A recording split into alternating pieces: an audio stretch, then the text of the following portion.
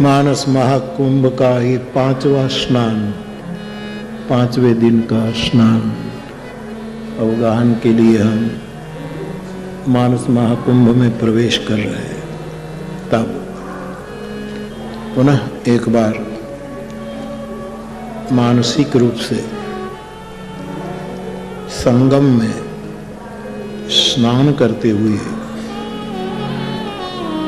यहाँ की समस्त चेतनाओं को प्रणाम करते हुए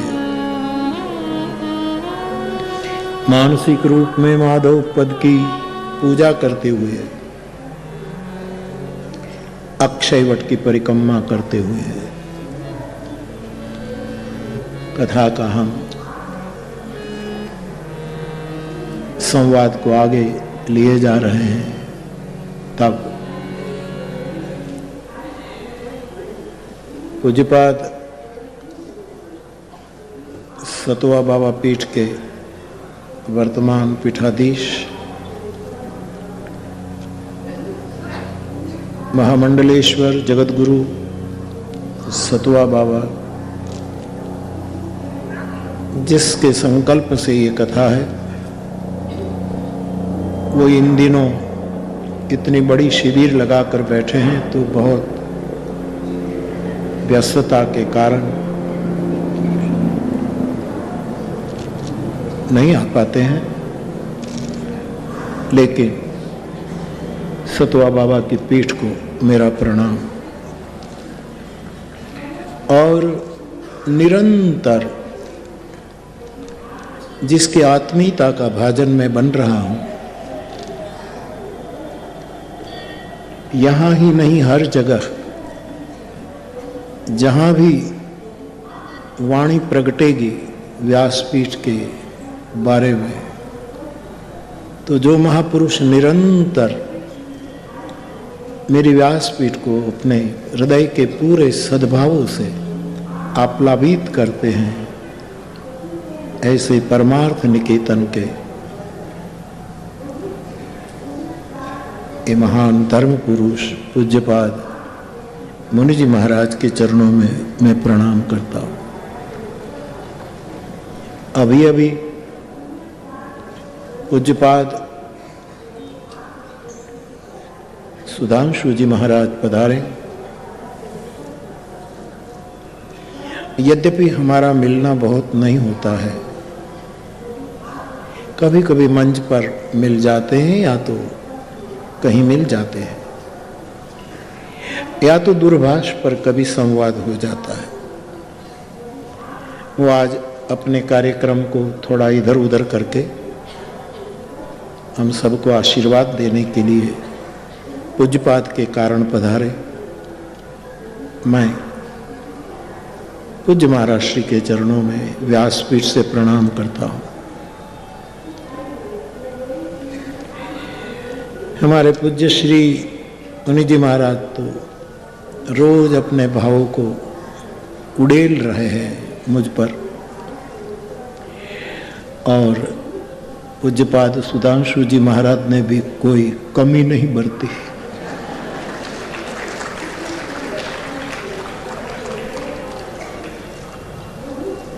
ये दोनों महापुरुष अथवा तो अन्य कई महापुरुष जो मुझ पर इतना हार्दिक सद्भाव रखते हैं सब, लेकिन ये तो प्रत्यक्ष है। ये दोनों महापुरुष मेरी सहनशीलता की कसौटी कर रहे हैं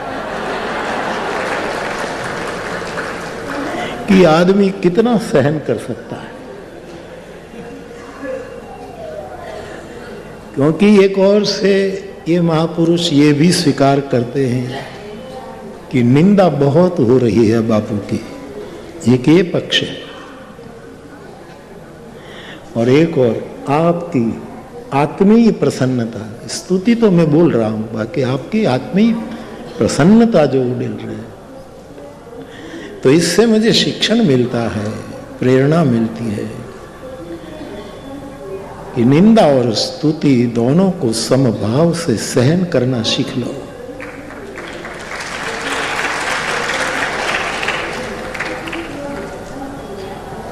विष्णु देवानंद गिरी महामंडलेश्वर कैलाश आश्रम पीठाधीश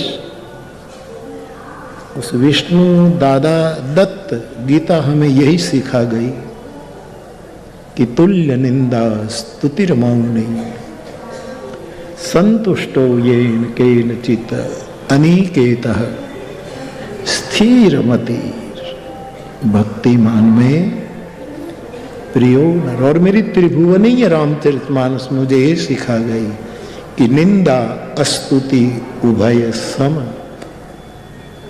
तो कितनी वर्षा कर रहा है।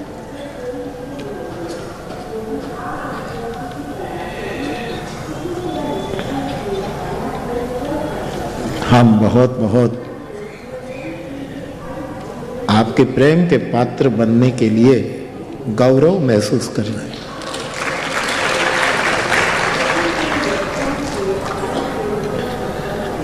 तो कोई अपने बारे में अच्छा बोले तो अच्छा लगता है।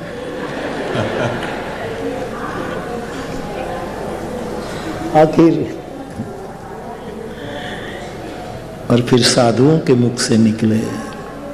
लेकिन विदुर नीति में एक बात मैं आपसे पहले कल वादा किया था ना, वो बता दूं, फिर आगे बढ़ो। प्रयाग में सिंदूरम लिप्यते भाले कारणम किम निवेद्यताम। श्री हनुमान जी जानकी जी अपने बाल में सिंदूर का टीका कर रही थी। तो ये संस्कृत में वार्तालाप चला।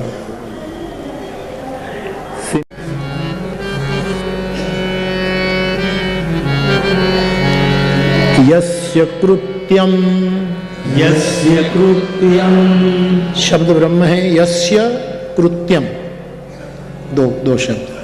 सब सुनिएगा और प्रार्थना करूं। हमारे परमार्थ निकेतन के छात्र ब्रह्मचारी ब्रह्म कुमार जब भी कोई महापुरुष आते हैं तो कितने सुंदर उच्चारण के साथ मंत्रों का उच्चारण करते हैं। बहुत अच्छा लगता है, बहुत अच्छा लगता है। तो हम सब और राष्ट्र आजाद हुआ और फिर जो बंधारण बना। आज मैं भूल जाऊं, इससे पहले बाबा ने याद दिलाया 22 तारीख अयोध्या के मंदिर रामलला विराजमान है। मैं भी यहाँ से दूर से रामलला का मंदिर में प्रणाम करता हूँ और आज राम जन्म भी करा दूंगा। तो ये थोड़ा योग भी बन जाएगा, संयोग बन जाए, कोशिश करूंगा।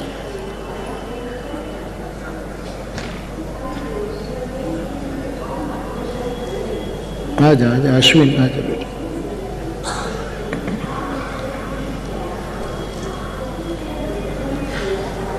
तो बाप, हाँ बोलिए।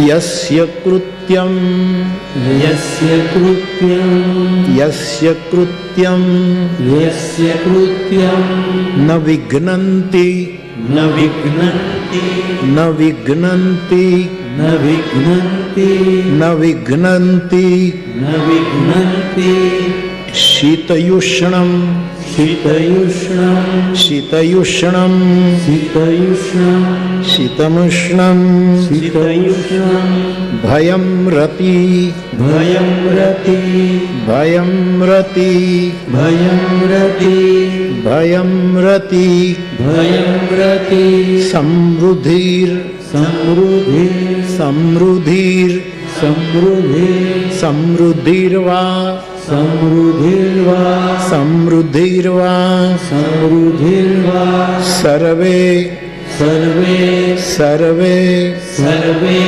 पंडित, पंडित, उच्यते, उच्यते, उच्यते, उच्यते।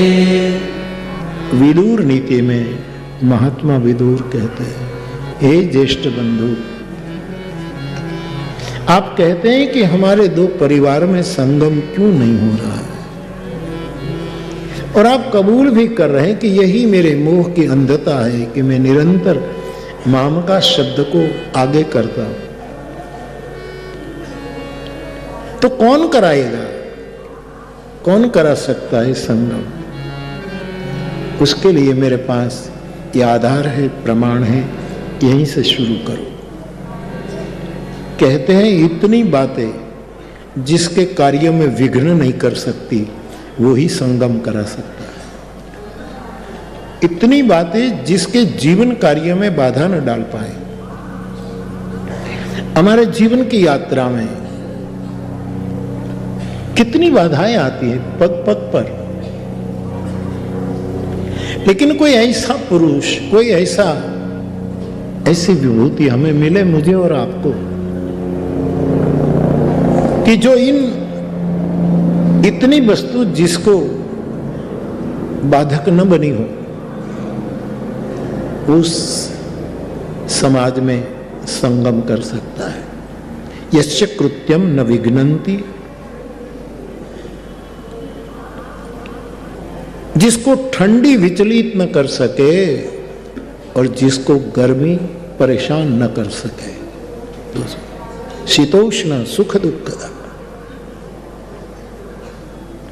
हम प्रयाग में हैं तो हमको ठंडी लग रही है, लगती है ना मात्रा में, यद्यपि मुझे ज्यादा नहीं लगती, मैं ऐसे ही घूम रहा हूं।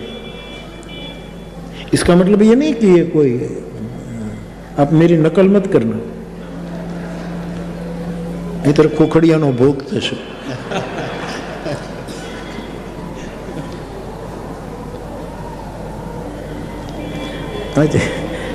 किसी ने मुझे कहा कि कुंभ में स्नान करते वक्त एक भाई ने एक भाई को कहा कि मैं संगम में स्नान करता हूं कि तो किस दिशा में मुख रखकर स्नान करूं, पूरब पश्चिम उत्तर दक्षिण या बीच वाले कि ऊपर देखकर के नीचे देखकर।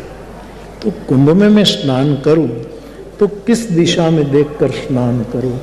तो उस आदमी ने कहा कि जिस दिशा में तूने तेरा थैला रखा हो,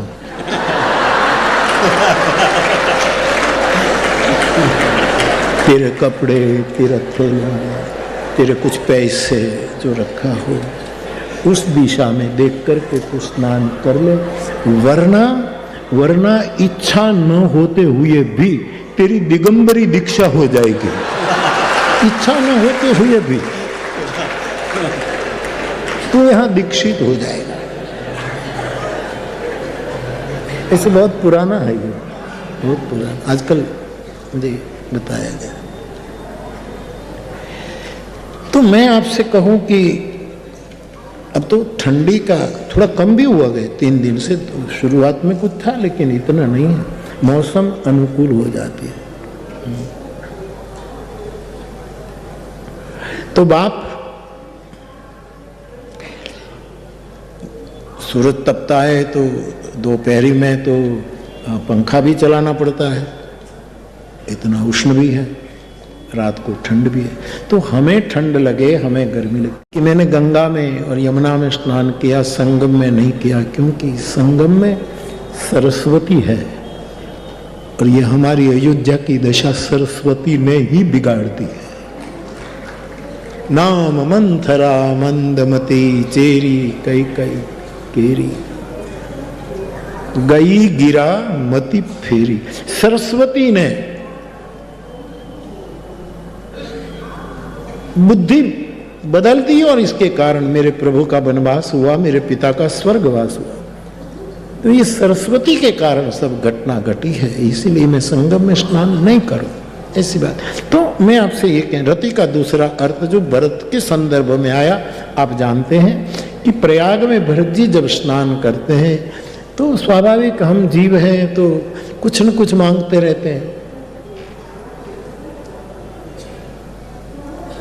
हम संसारी लोग हम हैं तो स्वाभाविक है।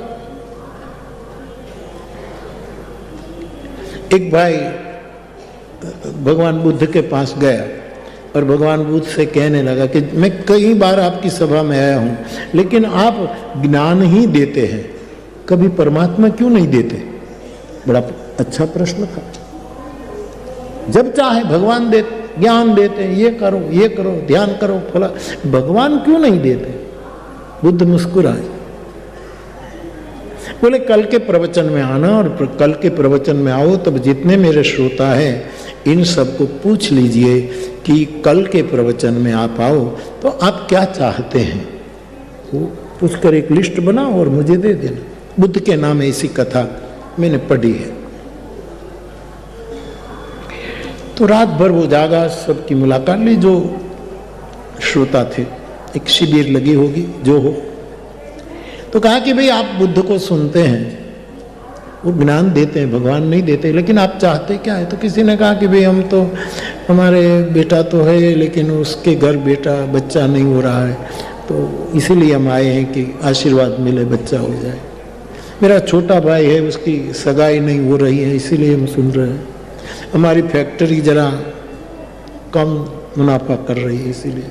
सबका विचार लिख लिया और बुद्ध के पास दूसरे दिन लिस्ट पेश किया कि लो। तो बोले मैं ज्ञान देता हूं, भगवान नहीं देता हूं, लेकिन इनमें से किसी ने भगवान चाहिए ऐसा तो लिखा ही नहीं है। किसी को ये चाहिए, किसी को एक ये चाहिए, किसी को एक भी आदमी नहीं निकला कि मुझे ज्ञान नहीं परमात्मा चाहिए ऐसा, तो वरना तुरंत दे देता। यद्यपि बुद्ध परमात्मा में नहीं मानते, बात और है। तो हम यहां आते हैं तो कुछ न कुछ मांगते हैं, पर संसारी के नाते उसकी आलोचना भी न करें। चारी पदार्थ भरा भंडारू, गोस्वामी जी कहते हैं प्रयाग में चारों पदार्थ, इस राजा धीराज है तीर्थराज, उसका एक कोष है, भंडार है, उसमें चारों पदार्थ है, अक्षुण भंडार है। यहां धर्म मिलता है, यहां अर्थ मिलता है, यहां कामनाएं पूर्ण होती है, मुक्ति मुट्ठी में है। एक महीना या तो जितने दिनों का ये कुंभ है, फुटपाथ पर बैठे बैठे माला बेचने वाले के, चंदन बेचने वाले को, इन और बड़े बड़े जो लगे, इन सबका अर्थ कारण की गिनती करो साहब, तो यहाँ कितने लोग संपन्न होकर जाएंगे। यहाँ अर्थ भी मिलता है, और केवल रुपयों पैसों में नहीं, जीवन का अर्थ मिलता है, नहीं धर्म का अर्थ मिलता है। सच्चा धर्म के बाद अर्थ हम देखते हैं तो धर्म का सच्चा अर्थ प्रयाग में मिलता है, और कामना से मोक्ष प्रयाग में मिलता है। इस तरह ये चार पदार्थों को देखो, धर्म अर्थ काम, और धर्म से मोक्ष अर्थ मिला। धर्म का एक विशेष अर्थ, धर्म मानी क्या?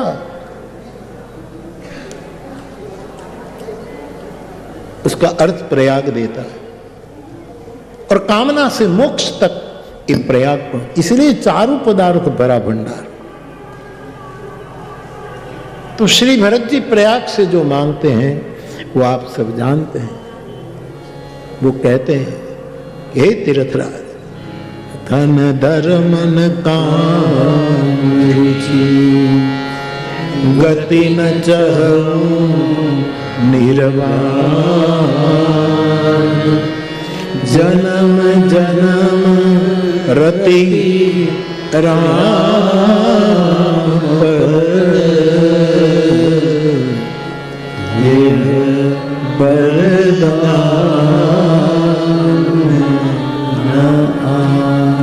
न मुझे धर्म न अर्थ न काम न मोक्ष चाहिए, जन्म जन्म राम के चरणों में मेरी रति हो, इसके अलावा मुझे कुछ मत देना, ऑफर भी मत करना, वरना कहीं संकोच में मैं चुप हो जाऊं और मौन को आप सम्मति मान ले। इसीलिए जन्म जन्म राम चरण में मेरी रति दो। और फिर चौपाई में कहते हैं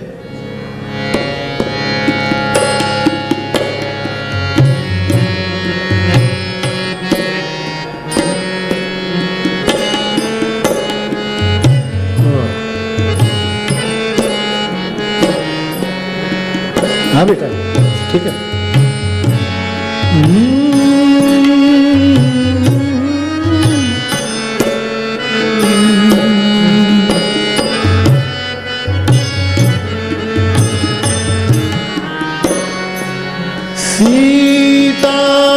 सीताराम चरण रति मोरे